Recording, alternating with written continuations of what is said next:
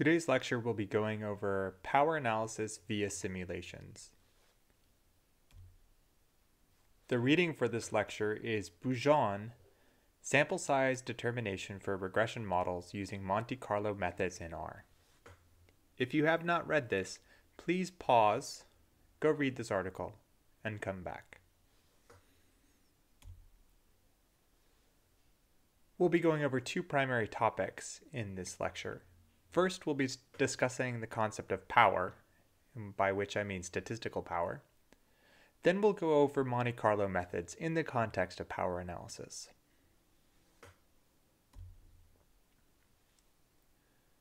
First, let's look at the concept of power in statistical models.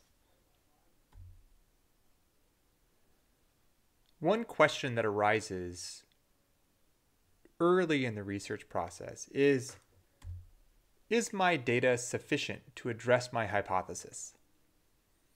Essentially, what you're asking is, do I have the power or the ability to correctly reject a false null hypothesis, HO? This is statistical power. In order to evaluate the statistical power of your data set, you have to look at its configuration. And by configuration, I mean things like the number of observations and the number of dimensions or features that you have. But this also relates to many other aspects of your data set. So as I mentioned, sample size. So how many observations do you have?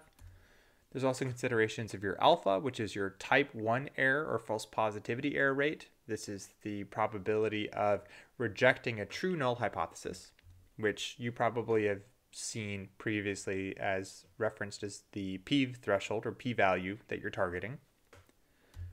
There's the inverse concept of type 2 error rate, which is the false negative error rate. We call that beta. This is the probability of accepting a false null hypothesis instead. And actually the inverse of the type 2 error rate is your statistical power.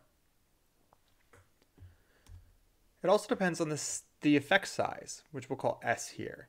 So if you have an effect that is strong enough to be detected with a given sample size, a given alpha, and a given beta in your statistical models or your statistical distributions. This is kind of tricky just to think of in terms of parameters like n, alpha, beta, and s. Let's think of it in the concept of distributions. Think of this statistical distribution as being your null distribution. This could be a distribution of t-values, of regression coefficients, some statistical test. And this is the distribution of those statistical test values that you would get if they were sampled from your null hypothesis, the hypothesis of the world if your effect of interest didn't exist. And for the sake of argument here, we're going to say that this null distribution has a mean of 0 and a standard deviation of sigma. Alternatively, your research hypothesis would propose that the statistics that you observe are drawn from this alternative distribution with a mean of S and a standard deviation of sigma here. Now, the difference between the mean of your null and the mean of your alternative distribution is your effect size. So the question you have to fundamentally ask is, given any single observation along the line between the null and the alternative distribution, which distribution was it drawn from? Was it drawn from the null or was it drawn from your alternative distribution? That's the fundamental question. It's a classification problem.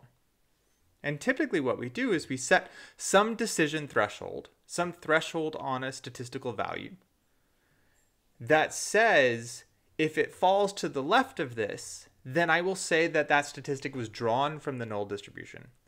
If it falls to the right of this, that statistic was drawn from the alternative distribution. So the leftover of the null distribution on the right side of that decision threshold is your type 1 error rate, your false positive error rate. Typically, in culturally in science, or at least in psychological and neurosciences, the alpha is set to 0.05. So you want to have the possibility that the statistical result was drawn from the null distribution, but decided to have been part of the alternative distribution as around 0.05% or lower. Sorry, 5% or lower. Alternatively, if you have a value that was pulled to the left of the decision threshold, but really came from your alternative distribution, your actual effects of interest, we would call that the type 2 error rate, beta. So this is the case where you misclassify something that comes from your alternative distribution as being a part of your null. So your statistical power is everything that's left over in blue. It's essentially the residual probability distribution of your null hypothesis after accounting for your type 2 error rate. You want this to be as big as possible. Now notice this is slightly independent or slightly different than alpha, depending on where you place that decision threshold. If you place the decision threshold perfectly at the intersection of the two distributions, then alpha and power are going to be perfectly related. But if you set that decision threshold more or less conservatively, they will play independently of each other, which is why we actually look at power as being related to the type 2 error rate. Essentially what we're asking is, what is the probability of correctly rejecting a false null hypothesis in favor of an alternative hypothesis? Now, traditional power analysis has commonly been used to achieve two goals. In the context of null hypothesis test statistics, power analysis is used to answer the question, do you have the sufficient power to detect whether a test statistic is, quote, statistically significant? In other words, it's, as I said in the last slide, is the probability that you reject a null hypothesis given that the null hypothesis is false. That's what the power in a hypothesis testing standpoint looks like. However, you could also use power analysis to test the accuracy in parameter estimation, AIPE. In this case, what you're asking is, do you have sufficient power to accurately recover the value of a statistical parameter, regardless of whether or not it's statistically significant? This is more asking, can I accurately detect the mean value of a particular statistical parameter, say a regression coefficient, with the particular sample size that I have? This relates to the concept of mean squared error that has been discussed in prior lectures as well, which is just the difference between the observed regression coefficient and the regression coefficient of interest. So essentially it's the confidence on any estimated regression coefficient. We've talked about confidence a lot in lectures on linear regression. So for example, the standard error of a regression coefficient. Another way that you can think of it is the width of the confidence distribution on a fitted regression coefficient. So if this is my statistical distribution of observed or fit values for a particular regression coefficient, if we look at the point halfway to the max and look at the width of that distribution, the full width half max of that distribution gives me a value, a parameter of confidence. The smaller that full width half max, the more confident I am on the parameter estimate. And this is another goal for power analyses. You want to know, do I have the ability to reliably recover the real observed parameter estimate? Now, in an introduction to statistics class, you've probably been shown traditional approaches to estimating power, and they follow along these general lines. So for example, if the goal is to determine the sample size that you need for a particular effect, first you'd search the literature for estimates of effect size, which we call S. So you get a range of effect sizes for a particular relationship of interest. You maybe get a dozen of them or so. And then you determine the best expectation of your expected distribution or your effective effect size. So this would be maybe the mean of observed effect sizes you get.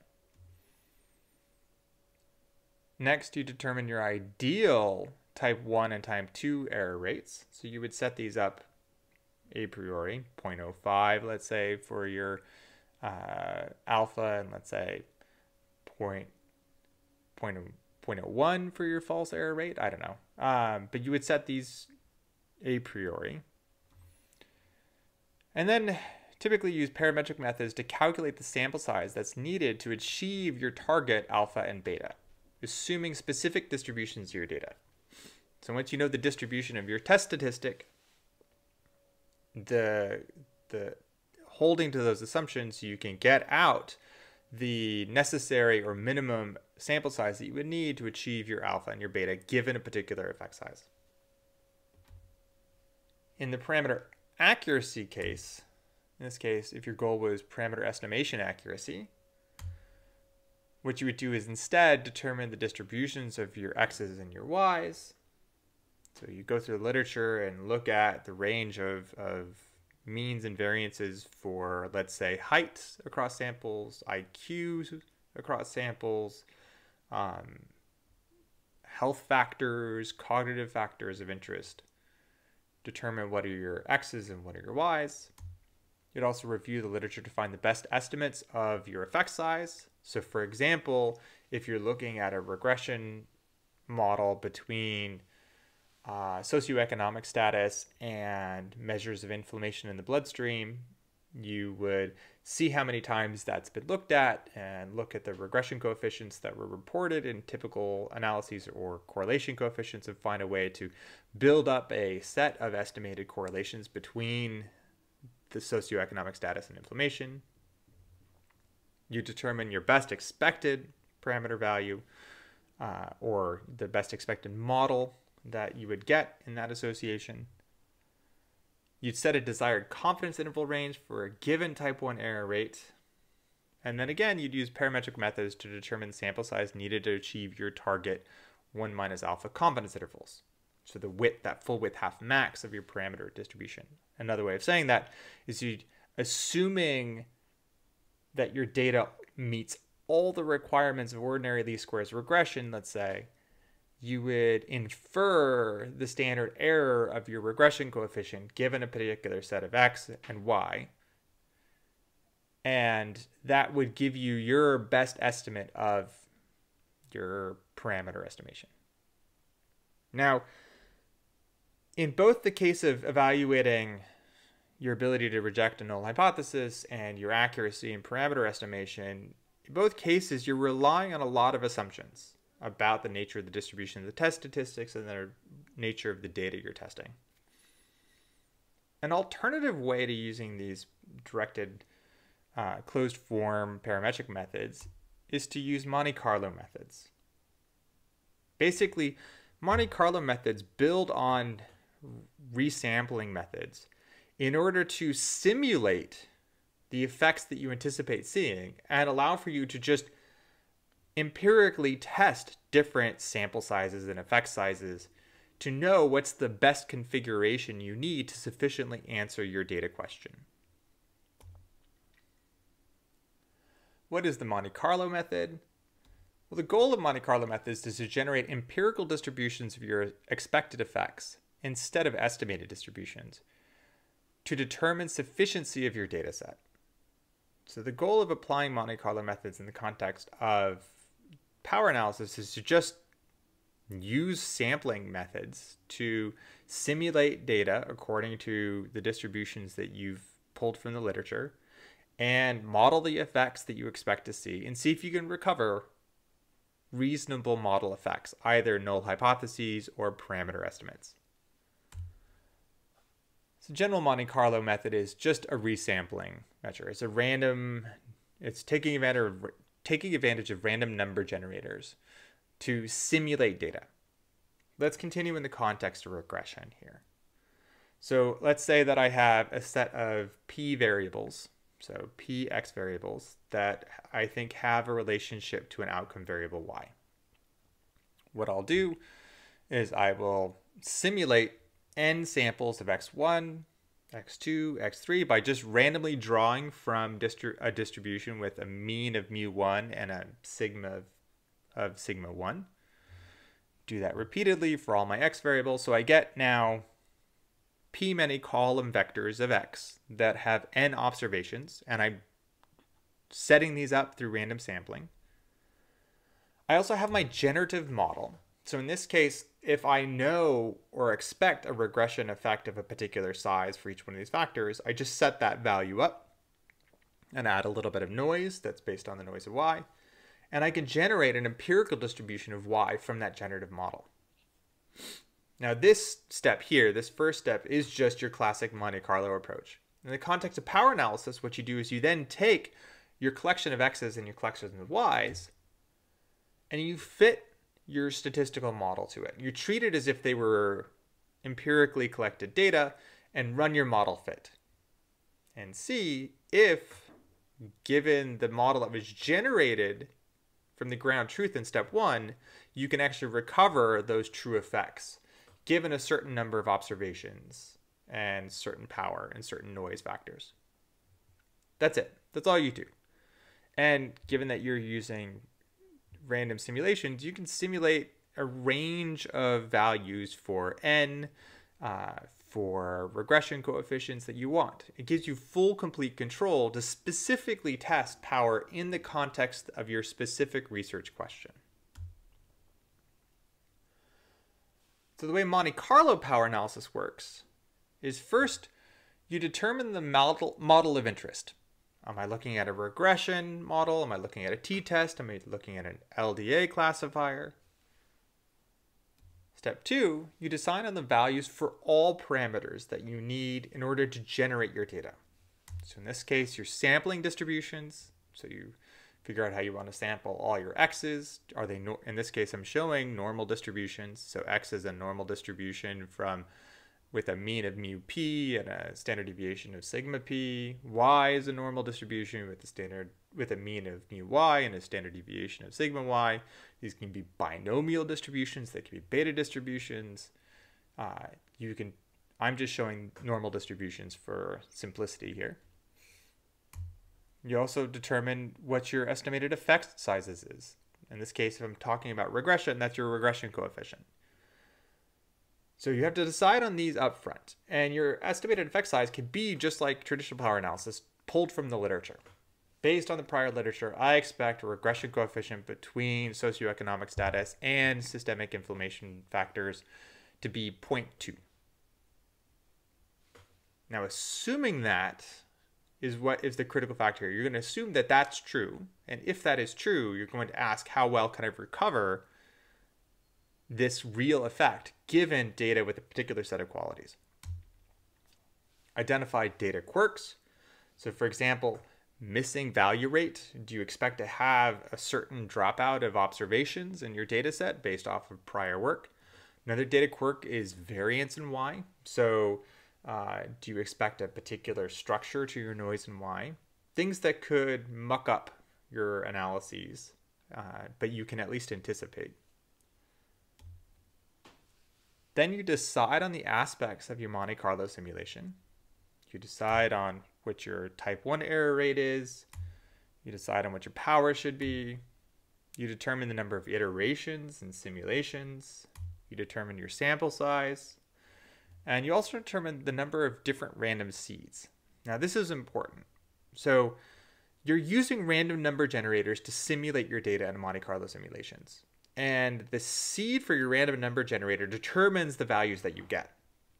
So every analysis that you're going to want to do with Monte Carlo methods, you're going to want to rerun again and again and again with different random number of seeds so that you have truly random effects. This is one of the quirks of working with random number generators is they're not really random. They're actually deterministic. And they start with a seed value.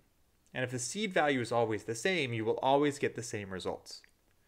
So I'm not going to show this in the examples later, but it's important to remember that everything that we're going to be showing later in this lecture, you have to repeat across different random number seeds. So at least 2, but it's recommended to have multiple in order to test the robustness of your effects. Continuing on, once you have those values, you run many simulations using the parameters from step 2. Then you evaluate the performance of each simulation using data quality metrics. So for example, if your data quality is poor, you increase your sample size and repeat step 5. At step 7, you repeat steps 5 through 6 using different random seeds to check to see if the results converge across seeds. And that's the important part for the random seeds. You want to be able to show that you can repeat all the steps that you've done before with your Monte Carlo simulations using all the same parameters that you set up front, but with different random seeds. If they don't converge, that shows that the results that you were looking at are very weak and sensitive to the initial conditions on which you did your randomization. Now let's explore a little bit how step 5 works. The actual algorithm for running the Monte Carlo simulation looks like this. It's just a for loop.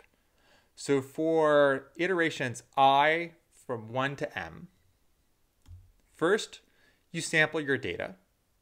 So in this case, x1 can be a normal variable with a mean of mu1 and a standard deviation of sigma 1. Let's say xj, another variable, is a binomial distribution with a certain number of observations and a probability of it being 1. So that would make xj here a binary variable. These are all going to be determined based off of the experimental data or the data set you were trying to work with. From there, you simulate your output variable. So you basically take your expected regression coefficients, take all the x's that you have, plug them into your regression model, and generate y. So for all parameters, in this case, the general term I'm using is theta hat here. For all of the expected parameters, you generate y. And so the regression model I'm showing on the right is just an example of how you would do that in a simple regression context. Then you evaluate using some particular test statistic. I'm going to call that test statistic T of y and x, just as a general term. So for example, the t statistic on a single regression coefficient is just that regression coefficient over the standard error of the regression coefficient. And then you keep track of those statistics. So every iteration, you just store that test statistic. You also keep track of things like the regression coefficients if you're estimating parameter accuracy. But you just hold on to, for each iterations, those relevant statistics of interest, and you repeat it again. Now, earlier in describing the Monte Carlo power analysis, I talked about the quality metrics, evaluating the quality of your simulations. Here are 3 common quality metrics that are used when looking at power analysis with Monte Carlo methods. There's relative parameter bias estimate. There is relative parameter estimate bias, which we call theta bias. So it is the difference between the preset real effect size of your parameter. So if this is a regression context, these thetas would be a regression coefficient. So the real one you put in your generative model. And the average fit parameter across simulations. So that's the theta hat. So I have the model that I use to generate the data in each sim, beta. I have the average beta hats that I recovered when I fit the data. What's the relative difference between those two? And you normalize it by your preset value. So it's the degree change in the value that you observe in your sims. The smaller this number, the better. There's also the relative standard error bias, which is the same thing except it's looking at the variance of your estimates instead of the means. So in this case, sigma hat theta is the average fit parameter standard error across simulations.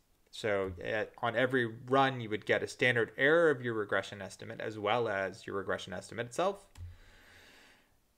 The sigma theta hat, on the other hand, is the standard deviation of theta hat, the regression parameters across simulations. So in this case, what you're comparing is the average of the standard errors on each sim, on each run of the algorithm, compared to the standard deviation or the variance of the mean of those estimated effects across simulations. And ideally, these should converge. These should start to look like each other and go down. So if you have more variance in individual model fits than you do variance across your samples or across your iterations of your algorithm, that means that you have inflated variance in your parameter estimates with that particular n, that particular sample size. Finally, in the null hypothesis test context, it's coverage. So in this case, coverage is just the average of the probability of detecting a non-null hypothesis. So this indicator variable I, theta not equal to 0, is just 1 on every iteration if the null hypothesis is rejected. So if your t statistic on the regression coefficient indicates that you reject the null hypothesis, set this to 1 on that simulation, 0 otherwise. So across all n sims, what's the probability of detecting a true, or what's the probability of rejecting a true-false null hypothesis? And these are a little complex. Let's look at these in terms of an example. I find that it's easier just to think about this in terms of an example. Let's stick with our regression context here. Let's say that I have a particular x and a particular y. Continuing on with the example I mentioned before, let's say x is socioeconomic status and y is a measure of systemic inflammation. And I think those are related according to beta naught, your intercept, plus beta 1x, which is the relationship of socioeconomic status to inflammation factors, plus some noise term. Now, in this case, your y that is independent of socioeconomic status is a normal distribution with a mean of beta 0, your intercept term, and a standard deviation of sigma y. That epsilon term is distributed according to sigma y. So we throw that in there to allow for variability across your model simulations. So this becomes our generative model. And what we're going to do is we're going to define a set of parameters, run a bunch of simulations on this generative model, and see how well we can recover that beta 1. So the parameters in our simulation might be run 1,000 iterations of our Monte Carlo. On each iteration, let's take a sample size of 30. Let's set our alpha to 0.05. Let's say that x is normally distributed with a mean of 3 and a standard deviation of 2. I just made that up. Let's say that the mean of y, independent of socioeconomic status, is 9. Let's say that beta 1 is 0.1. Now that's the target variable we're going to try to recover. And let's say that that epsilon term is just a normal distribution with a mean of 0 and a standard deviation of 1. Now this is the same thing as saying it's the mean of 0 and the standard deviation of sigma y. If you look back above, essentially what you're just plugging in is the normal variance of y into the regression model. This adds that necessary variability. So if you conduct a set of simulations, Monte Carlo simulations, where you run 1,000 times this model and asked first, what is the regression coefficient you recover? Here are two histograms. The one on the top is showing the estimated regression coefficient, beta. This is actually beta 1, the recovered across all 1,000 simulations. So you can see that the mean of this distribution is about 0.1. But there is a width to it. There is variability in the estimated betas, and some of them actually become negative. If we look at the distribution of the standard errors, the standard error of the distribution has a peak about 0.1, but it has this kind of slightly skewed broad distribution. So that's telling me that I also have bias in this parameter estimate as well. So let's take a look at the relative quality of this simulation. So if I run my relative parameter estimate on this simulation here, I get a value of negative 0.045, which means that the mean of that red distribution you see, the mean of the recovered beta 1, is about 0.045 points lower than the real mean. So it's about 4% bias towards 0. Not a lot, but slightly. The bias and the variance is slightly lower. So the difference between the estimated standard error across SIMS, that blue histogram there, and the standard deviation of the red distribution shown above, the width of that red distribution above, is about negative 0.01. Now we really just think about these things in absolute value, so this is saying that there's about a 1% difference in the standard error from each one of my Monte Carlo simulations and the standard deviation of the recovered regression coefficients, the mean regression coefficients on each run, which is pretty good. It's pretty small. Now, in terms of coverage, if we were going to evaluate how well this power or this sample size is at effectively looking at rejecting a false null hypothesis, we see that only about 17% of the time are we able to accurately reject the null hypothesis that beta 1 is 0. So if we run t-tests on each simulation, we only reject that null hypothesis 70% of the time. Now remember, we gave it a specific value of 0.1. So we know that the ground truth is that that value you should be able to reject the null hypothesis. We know that value is not 0. So this tells us that with this set of parameters that we've estimated from the literature, this sample size of 30 is not adequate enough.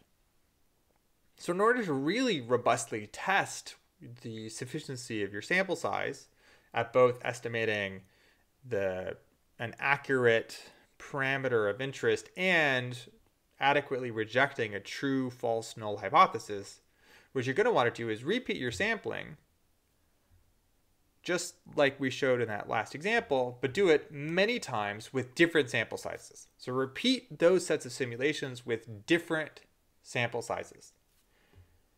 And you're going to compare your results now across sets of simulations of different sample sizes. And you're going to use it to see how well you can detect a significant effect of beta 1 95% of the time. So you want to find the sample size that adequately rejects the null hypothesis 95% of the time. Remember, the last simulation with sample size of 30 only rejected it 17% of the time. And let's say has a parameter bias of less than 0.01. Which means that we want something that reliably estimates the real parameter of beta 1 effectively with a minimal bias. And we're just setting 0.01 as an arbitrary threshold. In the same way we're setting 95% as an arbitrary threshold. So we just repeat the model simulations from before, but now we vary the number of sample sizes. So you would run it, let's say, from sample sizes as low as 10 all the way up to 500. And in the simulations I'm going to show, I did this, but in steps of 5. So there's lots of simulations that you can run. It doesn't take a lot of time. So these are the results we get from that set of simulations. So on the top, I'm showing for each sample size the probability of correctly rejecting the null hypothesis across runs, across all 1,000 runs. On the bottom, I'm showing the relative parameter estimate bias. So this is the difference between the parameters that I fit in my models on average across all 1,000 runs and the true parameter. The bigger the magnitude of that line, the more bias there is in the model. So the line at the top is evaluating the sufficiency at rejecting the null hypothesis. The graph at the bottom is showing the accuracy of my parameter recovery.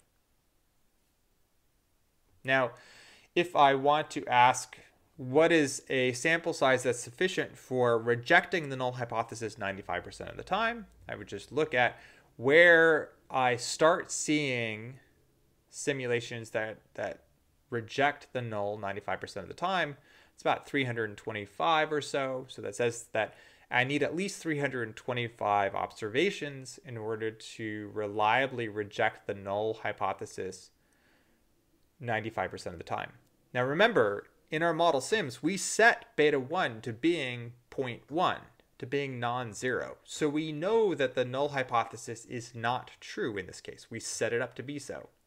And the precision of detecting that 95% of the time happens around a sample size of 325 in this set of simulations. In terms of the accuracy of recovering the parameter of interest, in this case beta 1 equals 0.1, if we look at the envelope of these bias estimates here, shown by these dashed lines, we see that the average recovered parameter estimate bias starts to get below 0.1 after 400. So even though 325 is roughly the range that I would need for recovering and properly rejecting the null hypothesis, I don't get a reliable parameter estimate according to my subjective threshold of 0.01 until well after 400. Now this is saying that if I want a data set that will both adequately reject a false null hypothesis and give me a reliable estimate of my underlying regression coefficients, I need well over 400 samples. And you want to think about these two together. Your power in terms of rejecting the null hypothesis and your accuracy go hand in hand. You want to try to maximize both. But this simulation shows how, based on your thresholds, they can vary in their results in terms of telling you what's the adequate sample size that you would need. But that's it. That's the logic of Monte Carlo simulations in the context of power analyses. These are very powerful tools because you don't have to conform to the assumptions of specific parametric tests of power. You set up the model that you want to test, that you want to run, and all you do is simulate the data that you expect to get, plug it in, and directly query the ability to reject the null hypothesis. You directly query whether or not you're getting an accurate parameter estimate. The take-home message is then that because they rely on relatively few assumptions, Monte Carlo methods provide a robust and flexible way of estimating the statistical power of your model.